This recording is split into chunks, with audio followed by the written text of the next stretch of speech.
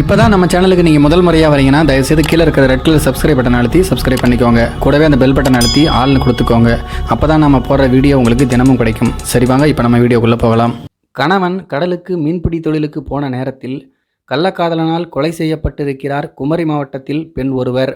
கூடவே 2 குழந்தைகளையும் கொன்று தண்ணீரில் வீசியிருக்கிறான் அந்த கொடூரன். இந்த சம்பவம் குமரி மாவட்டத்தில் அதிர்ச்சியை ஏற்படுத்தியிருக்கிறது. கொலையான பெண்ணினுடைய பெயர் பேபி சாலினி என்பதாகும். இவருக்கு சங்கீதா என்கின்ற இன்னொரு பேரும் இருக்கிறதாம். குமரி மாவட்டம் நித்திரவிளையை அடுத்த வல்லவிளை ததேயபுரத்தை சேர்ந்தவர் விஜயதாசன். இவருடைய மனைவிதான் இந்த பேபி சாலினி. விஜயதாசன் கேரளாவில் மீன்பிடி தொழில் செய்து வருகிறார். இந்த தம்பதிகளுக்கு 7 வயதான சஞ்சய், 5 வயதான பியூ போபர் என்கின்ற 2 மகன்கள் இருக்கிறார்கள். இவர்கள் நித்திரவிளை அருகே காஞ்சாம்புரத்தில் வாடகை வீட்டில் வசித்து வந்தனர். கடந்த 15 நாட்களுக்கு முன்பு விஜயதாசன் கேரளாவுக்கு சென்று விட்டார். கடந்த 26ஆம் தேதி காலையில் பேபி சாலினியும் 2 குழந்தைகளும் கணபதியான் கடவு பாலம் அருகே தாமிரபரணி ஆற்றில் சடலமாக மிதந்தனர். இந்த சம்பவம் குறித்து பேபி சாலினுடைய தந்தை மார்ட்டின் அளித்த புகாரின் பேரில் நித்திரவேலி போலீசார் மர்ம மரணம் என்று வழக்கு பதிவு செய்து விசாரணையை தொடங்கினார்கள். பிரேத பரிசோதனையில் 3 பேரும் கொலை செய்யப்பட்டது உறுதியானது. இதனையடுத்து மர்ம சாவு என இருந்த இந்த வழக்கை கொலையாக மாற்றி போலீசார் விசாரணையை தொடங்கினார்கள். சாலினியினுடைய கணவருடைய நெருங்கிய உறவினர்கள், பேபி சாலினியின் பெற்றோர் மற்றும் உறவினர்கள் என பல பேரிடம் விசாரணை நடந்தது. சந்தேகத்தின் பேரில் ஹோமியோபதி டாக்டர் மற்றும் இணையம் புத்தன்துறையை சேர்ந்த கலையரசன் ஆகியோரை தனிப்படை போலீசார் விடிய விசாரணை நடத்தினர்.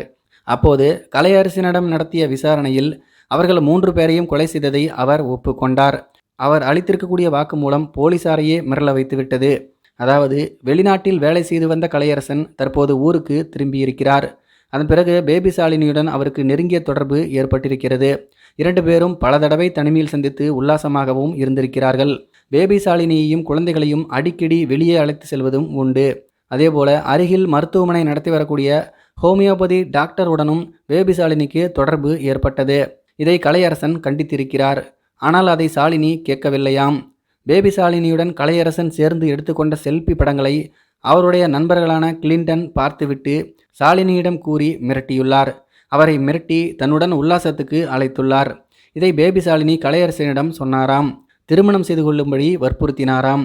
கடந்த 25ஆம் தேதி இரவு சாலினி வீட்டுக்கு சென்ற கலையரசன் ஜாலியாக பேசி கொண்டிருந்த போது தன்னை திருமணம் செய்து கொள்ளுமாறு பேபி சாலினி மீண்டும் வற்புறுத்தவே 2 பேருக்கும் இடையே சண்டை ஏற்பட்டது. பேபி சாலினியின் துப்பட்டாவால் அவருடைய கழுத்தை நெரித்து அவரை துடிக்க கொன்று மறைத்து வைத்த சடலத்தை 26ஆம் தேதி அதிகாலை நேரத்தில் தாமிரபரணி ஆற்று பகுதிக்கு கொண்டு சென்று தண்ணீரில் வீசியுள்ளார். பின்னர் வீட்டுக்கு திரும்பி வந்து குழந்தைகளை அழைத்து சென்று தாமிரபரணி ஆற்றின் ஆழமான பகுதியில் 2 பேரையும் தண்ணீரில் வீசி கொன்றுவிட்டு திரும்பி விட்டதாக கூறியிருக்கிறார் கலையரசன். இந்த கொலைகளை போலீசார் கண்டுபிடிக்க முடியாது என நினைத்தேன். ஆனால் போலீசார் என்னை நெருங்கி உண்மையை கண்டுபிடித்து விட்டனர் என்று கூறியுள்ளார். ஒரு பெண்ணினுடைய தவறான தொடர்பினால் உயிரை இழந்ததோடு 2 அப்பாவி குழந்தைகளின் உயிரும் தற்போது போய்விட்டது. இந்த சம்பவம் நித்திரவிளை பகுதியில் பெரும் பரபரப்பை ஏற்படுத்தியுள்ளது. பாருங்க, கணவர் கேரளாவுக்கு மீன் பிடிக்க போயிட்டாரு. அதுக்கப்புறம் கலையரசன் கூட தொடர்பு, அதுக்கப்புறம் ஹோமியோபதி டாக்டர் கூட தொடர்பு. இவளுடைய இந்த தவறான பழக்கத்தினால பாருங்க அவளும் செத்து குழந்தைங்களையும் கொண்டுட்டா. இதை பற்றி உங்களுடைய கருத்துக்கள் என்ன அப்படிங்கிறது கீழே இருக்க கமெண்ட்ஸில் தெரியப்படுத்துங்க. மேலும் இது போன்ற வீடியோக்களை பார்க்க நம்முடைய சேனலை சப்ஸ்கிரைப் பண்ணிக்கோங்க. நன்றி, வணக்கம்.